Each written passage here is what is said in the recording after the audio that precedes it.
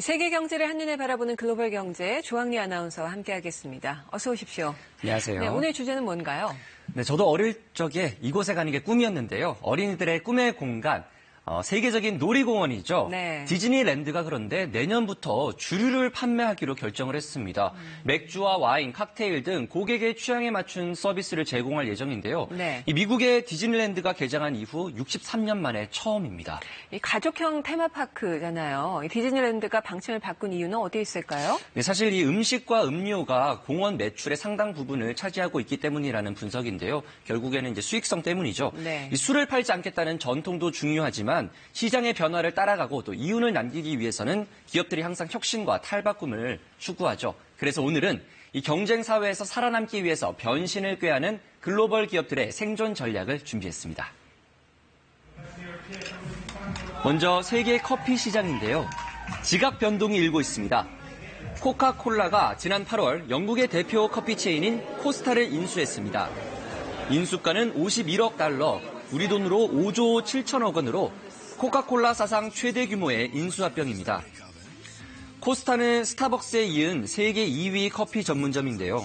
영국의 2,400여 곳을 포함해서 전 세계에 3,800개가 넘는 매장을 보유하고 있습니다. 네, 코카콜라의 움직임은 주목할 만하죠. 차가운 음료를 팔다가 뜨거운 음료 시장에 뛰어든 이유는 뭘까요? 가장 큰 이유는 이 전 세계적으로 건강에 대한 관심이 높아지면서 이 탄산, 청량 음료 소비가 꾸준히 감소하고 있기 때문입니다. 네. 이 코카콜라의 지난해 매출을 보면 354억 달러로 1년 전에 비해서 약 15% 떨어진 것으로 나타났습니다. 비만, 고혈압의 주범으로 꼽히는 설탕의 섭취량을 줄이기 위해서 또 청량 음료에 설탕세를 부과하는 나라들이 늘어난 것도 악재로 작용했습니다. 네. 하지만 커피 시장의 분위기는 완전히 다릅니다.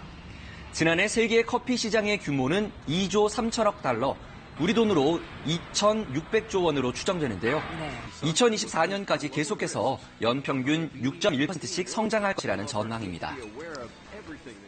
But I suppose they may feel that the cycle has come to the point where they can't wring any more returns out of the existing business, and that some diversification away from and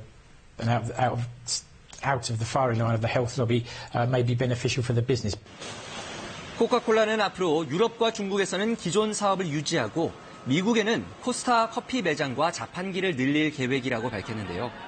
로이터 통신은 코카콜라가 기존의 유통망을 활용해 병에 든 커피 음료를 판매할 경우에 시장 우위를 확보할 가능성이 높다고 전했습니다. 네, 앞으로도 이 커피 시장 경쟁이 더 치열해질 것 같은데 이렇게 새로운 성장 동력을 찾아 나선 기업이 코카콜라만은 아니겠죠? 네, 그렇습니다. 이 커피 시장에 먼저 뛰어든 독일계 투자 회사가 있는데요. JAB 홀딩스입니다. 좀 낯선 이름일 수도 있는데 네. 이 패션 브랜드 지미추, 발리를 소유하고 있는 회사라고 이해하시면 됩니다. 예. 이 JAB 홀딩스는 2012년 휘츠 커피와 또 카리브 커피를 시작으로 잇따라서 커피 전문점과 제조사를 인수했는데요. 50년 전에는 이 수영장에 쓰이는 화학약품을 만드는 회사였는데 네. 지미추 등 패션 브랜드도 매각하고 이제는 식품 사업에 올인을 하고 있습니다. 현재 미국에서 유통되고 있는 커피 대부분을 판매해서 업계 1위 자리마저 넘보고 있습니다. 네. 네슬레도 공격적인 인수합병을 통해서 덩치를 키우고 있습니다. 카멜레온 콜드브루와 블루보틀을 차례로 인수한 데 이어서 지난 5월에는 스타벅스의 커피 제품 판매권을 8조 원에 사들였습니다. 스타벅스도 이탈리아에 1호점을 내고 중국에서는 배달 서비스를 하는 등 시장에서 살아남기 위해서 다양한 변화를 시도하고 있습니다. 보다 안정적인 수익 모델을 찾기 위한 기업들의 도전이 계속되고 있는데 이러다가 부업이 본업되는 거 아닌지 모르겠어요. 네. 그런 사례가 있습니다. 일본에 이제 소니 하면 카메라나 또 가전제품, 뭐 게임을 떠올리실 텐데요. 사실 그렇죠. 일본의 소니의 수익 모델을 보면 소니의 R자는 다름 아닌 금융업입니다. 이 소니의 금융업을 이끌고 있는 건 소니 파이낸셜 홀딩스입니다.